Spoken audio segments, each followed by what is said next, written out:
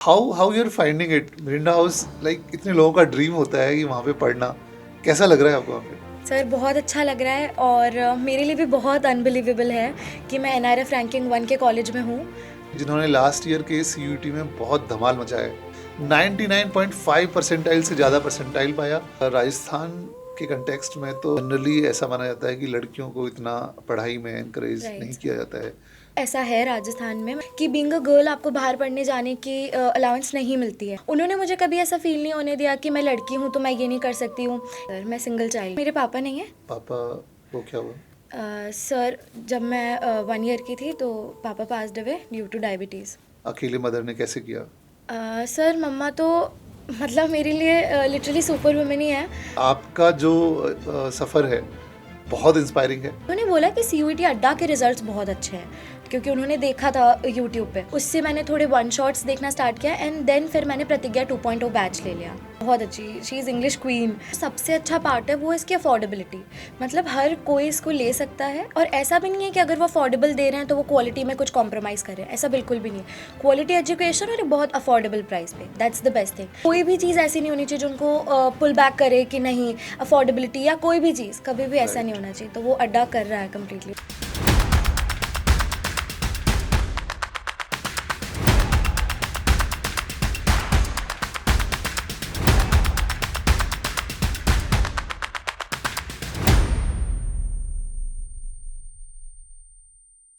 Hi everyone, dare to dream with Anil Nagar में आपका स्वागत है।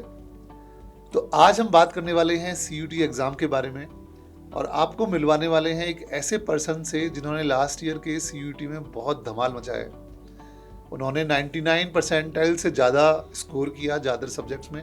इनफैक्ट अगर हम बात करें फिजिक्स, केमिस्ट्री, इंग्लिश की, 99.5 परसेंटाइल से ज़्यादा परसेंटाइल पाया और आज की तारीख में वो पढ़ रही हैं मिरिंडा हाउस में केमिस्ट्री ऑनर्स में।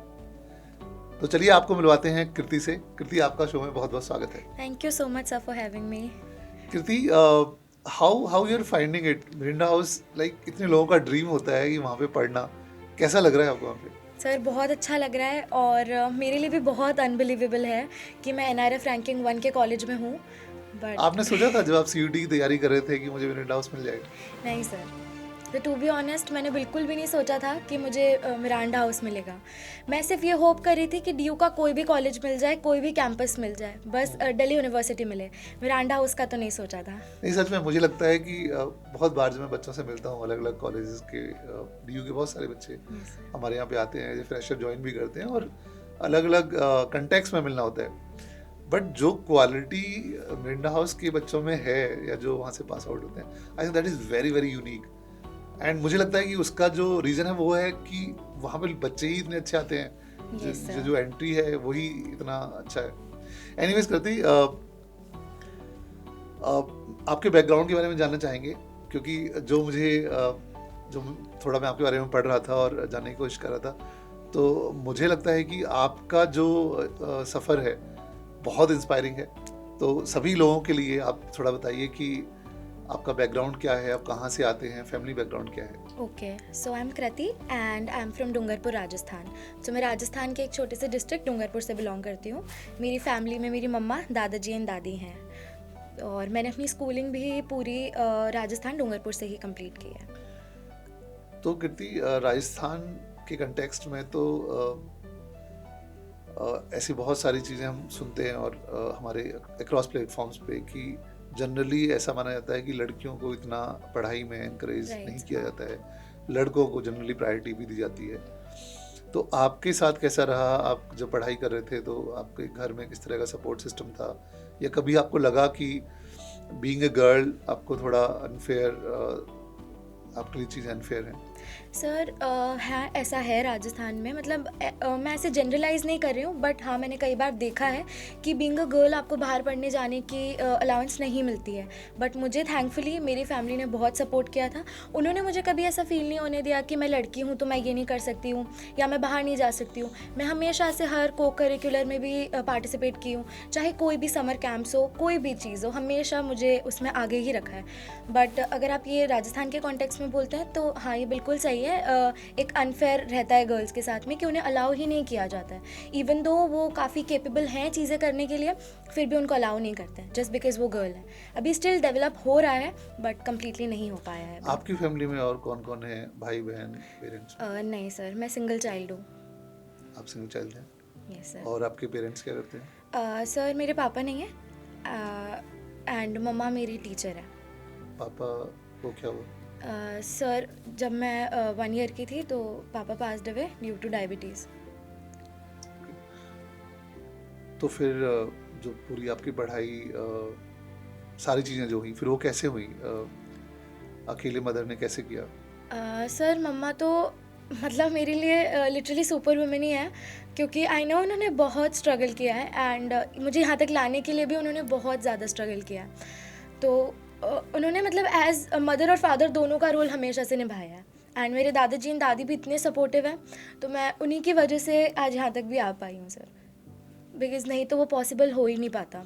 और स्पेशली राजस्थान जैसे स्टेट के कंटेक्स्ट में, और आपने बताया कि राजस्थान में भी आप बहुत छोटी जगह से आते हैं, ऐसी जगह में फादर का नहीं होना, और फिर आपने सारी जो पढ़ाई की वहाँ पे आपको क्या कुछ चैलेंजेस फेस करने पड़े? किस तरह के चैलेंजेस रहे आपके? सर वो हर स्टेज पे होता था, बिकॉज कई बार आपको नीड होती है इन ऑर्डर, लाइक कहीं पे आपको ऐसा जहाँ पर मैन पावर की अगर हम बात करें नॉर्मल भी, तो वहाँ पर बहुत ज़रूरत होती है फादर की, बट अब वो चीज़ नहीं थी तो वहाँ पे बहुत स्ट्रगल होते थे, चाहे वो स्कूल हो चाहे कहीं पर भी हो, फ्रेंड्स के साथ बात करना भी हो इवन, तब भी वो चीज़ आ ही जाती है, आउट ऑफ नोवेयर भी लोग उसको ले आते हैं। मे बी कई बार उन्हें लगता है कि आप कॉम्पिटिटिव हो तो उस कॉन्टेक्स्ट में भी उस चीज़ को बाहर ले आते हैं। एंड इवन यहाँ दिल्ली में भी आके जब हम लोग को पीजी हंट करना था, ये सारी चीज़ें में भी बहुत डिफ़िकल्टी आई, बट जस्ट बिकॉज फैमिली मेरी हेल्पफुल है तो उन्होंने काफ़ी कुछ किया, but still sir I must say Kriti, आप बहुत ब्रेव हो। फादर साथ में नहीं है और उसके बाद भाई बहन भी नहीं है, तो ये सारी पढ़ाई करना और ये सारे जो बायसेस हैं उनको झेलना, और फिर जो आपने बताया कि अगर यहाँ पे भी आप दिल्ली में भी आए हैं, हॉस्टल्स पीजी सर्च कर रहे हैं, it's big thing. Many congratulations, मतलब जो आपने अचीव किया है that is really big. Thank you so much. So Kriti, थोड़ा इसके बारे में बात करते हैं, सीयूटी के बारे में। सीयूटी की आपकी जर्नी कैसी रही? कब आपको लगा कि यार मुझे सीयूटी देना है या मुझे किसी अच्छे कॉलेज में, डीयू के कॉलेज में पढ़ना है? ये इसकी शुरुआत कैसे हुई? सर एक्चुअली मैं जहाँ ऑफलाइन ट्यूशन जाती थी वहाँ पर उन सर ने बात की कि CUET भी एक पेपर है, जो कि मुझे 12th के इनिशियल टाइम्स में तो पता ही नहीं था। ये एकदम एंडिंग की बात है, ऑलमोस्ट दिसंबर जनवरी की, तब उन्होंने बताया कि CUET एक ऐसा पेपर होता है जिसके थ्रू आप सेंट्रल यूनिवर्सिटीज़ में एडमिशन ले सकते हो। तो तब मुझे इसका पता चला एंड फिर तब भी वहाँ रिसोर्सेज ही नहीं थे जिससे कि हम पढ़ सकें, बट देन फिर लास्ट 1 मंथ में मैंने क्रैश कोर्स लिया था अड्डा से ही, एंड फिर मैंने सर प्रिपेयर करना स्टार्ट किया। सो 1 महीने में लास्ट के मैंने प्रिपेयर किया था, बाकी पूरा 12th के साथ साथ ही हुआ है। वाह, 1 महीने में, सिर्फ 1 महीने में तैयारी करके आपने एग्जाम निकाल लिया? यस सर, 1 ही महीने में। तो इसका मतलब मैं ये भी कह सकता हूँ कि जो आपके बेसिक्स थे काफ़ी अच्छे, स्ट्रॉन्ग रहे होंगे। Yes sir. और क्योंकि 1 महीना तो काफ़ी छोटा होता है, और क्रैश कोर्स हम लोग भी क्रैश कोर्स की तरह ही ऑफर करते हैं। I think this is amazing, मतलब 1 महीने में CUT एग्ज़ाम में, और उसमें भी जो आपका स्कोर है, जो परसेंटाइल्स हैं, that fabulous. Thank you sir. तो चलिए उस 1 महीने के बारे में बात करते हैं। उस 1 महीने में क्या स्ट्रेटेजी थी आपकी? कितना पढ़ाई करते थे? कैसे आपने सब्जेक्ट को डिवाइड किया? सर 1 महीने में मैंने ये कर लिया था कि मुझे बेसिक्स तो आता था, और CUET का सिलेबस एंड बोर्ड्स का सिलेबस, क्योंकि मैं स्टेट बोर्ड से थी तो हमारा पूरा ओवरलैप करता था, कुछ भी रिडक्शन नहीं हुआ था, बिकॉज CBSE में हुआ था, हमारा सिमिलर ही था पूरा। तो बस वो मुझे बेसिक्स आते थे, अब मुझे सिर्फ क्वेश्चन प्रैक्टिस पे फोकस करना था, बिकॉज बोर्ड्स में सब्जेक्टिव होता है एंड CUET में ऑब्जेक्टिव होता है, तो बस मुझे क्वेश्चन कैसे आते हैं उस पर अपना मेन फोकस करना था। तो मैंने यही किया कि मैं सारे सब्जेक्ट्स को 3-3 आवर्स देती थी पर डे, तो 9 hours to domain domain and 1 hour to language. बस उस हिसाब से मैं 3 घंटे में 1 आवर एक बार जो मेरे को बेसिक्स आते थे उसको ब्रश अप करती थी, एंड बचे हुए 2 आवर्स में मैं CUET के पैटर्न के क्वेश्चंस प्रैक्टिस करती थी, सो दैट मुझे पैटर्न का आइडिया लग जाए। एंड ऑल्सो मैंने मॉक्स बहुत दिए सर, क्योंकि उस वजह से हमारा CBT मोड था, तो हमें पता ही नहीं था कि क्या मार्क फॉर रिव्यू होता है, कैसे नेक्स्ट करना होता है, तो ये सारा मैं मॉक से ही कंप्लीट करती थी। तो इससे टाइम मैनेजमेंट भी मुझे आ गया एंड अल्टीमेटली बहुत बेनिफिट हुआ सर।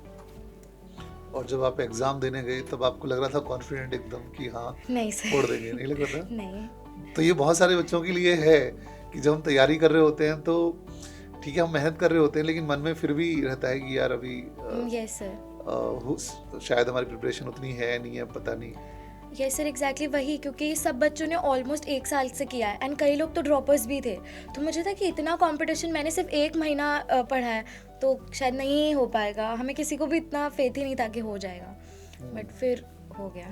तो अब इन सारे बच्चों को जो तैयारी कर रहे हैं, अभी एग्जाम आने ही वाले Yes, हैं, क्या एडवाइस देना चाहेंगे ऑन CUT? क्योंकि मन में बहुत डर रहता है कि चलो स्कूल कर लिया, बोर्ड्स कर लिए, लेकिन CUT के लेके बच्चों के मन में बहुत डर भी होता है। यस तो सर। आप क्या एडवाइस देना चाहेंगे बच्चों को? सर मैं तो एक एडवाइस यही दूंगी कि आप जो पढ़ रहे हैं आप उस पर ट्रस्ट कीजिए, क्योंकि अगर बोर्ड्स का आपने अच्छे से किया है तो CUET बहुत ज़्यादा डिफिकल्ट नहीं होगा, पेपर का लेवल मॉडरेट ही आता है।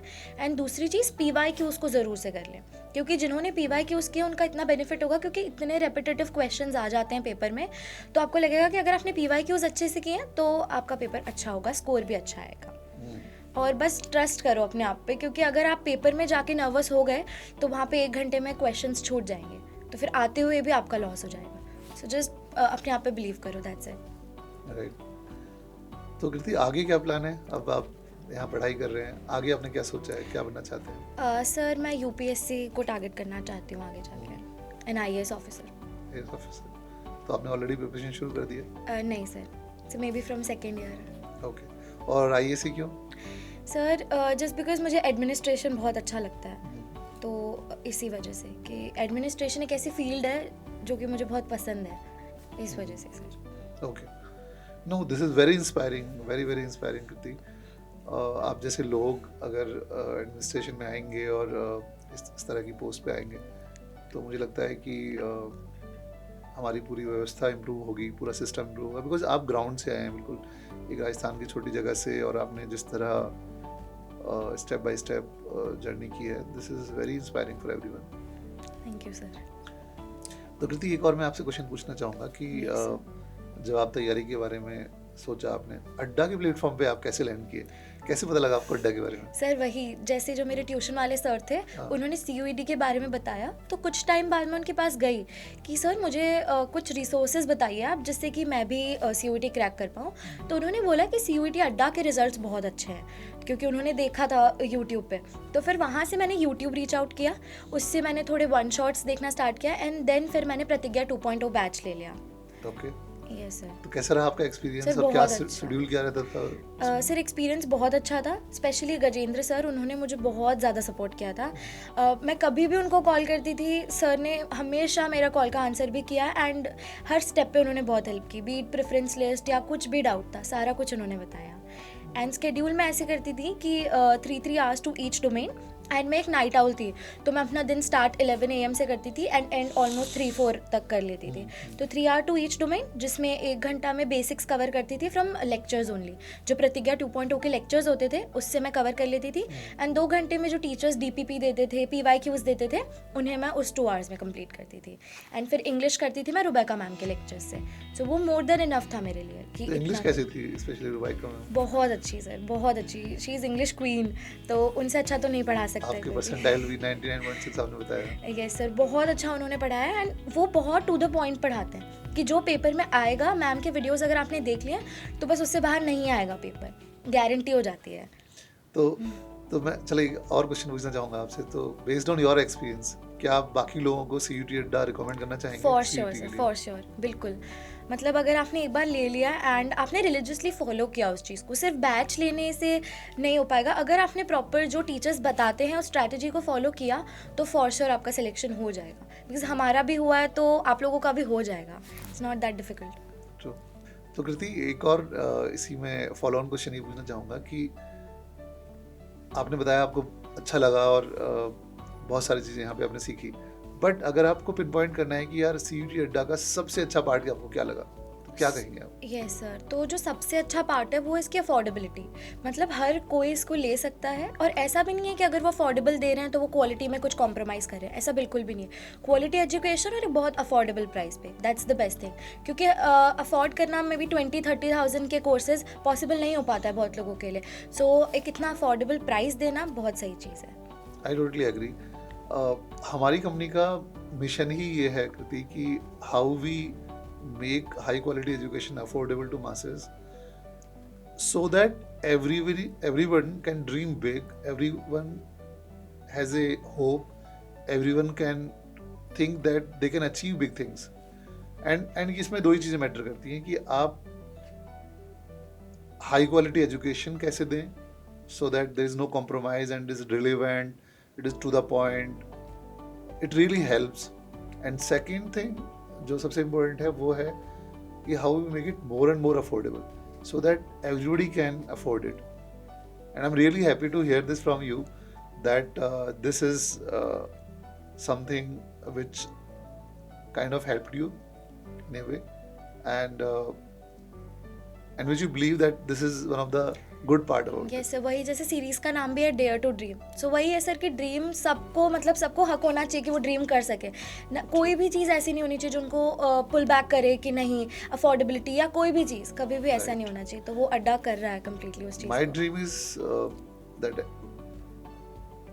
my dream in terms of our own success is that Right. when every Indian wakes up with a hope or with a dream, with something big to achieve for, then I think we will be successful if we can make it happen. So thank you so much, Kriti, for your time, and thank you so much for choosing CUET Adda 24/7 and coming to this show and inspiring millions of aspirants and students. मुझे personally आपकी story बहुत inspiring लगी। मैं खुद एक छोटे से गांव से आता हूँ और मैंने देखा है किस तरह के स्ट्रगल होते हैं और किस तरह के बायसेस होते हैं। मैं तो फिर भी लड़का हूँ, तो आई कैन अंडरस्टैंड आपने जो चैलेंजेस फेस किए होंगे मुझसे बहुत ज़्यादा फेस किए होंगे। और CUT में इतना अच्छा आपने स्कोर किया और मिरांडा हाउस में पढ़ रही हैं। आई एम श्योर आप लाइफ में कुछ बड़ा करेंगी और बहुत जल्दी में भी हमें मौका मिलेगा आपको फिर से बुलाने का जब आप UPSC में सेलेक्ट हो जाएंगी और IAS बन जाएंगी। Thank you so much, Kirti. Thank you so much for coming to this. Thank you so much for having me, sir. Thank you, everyone.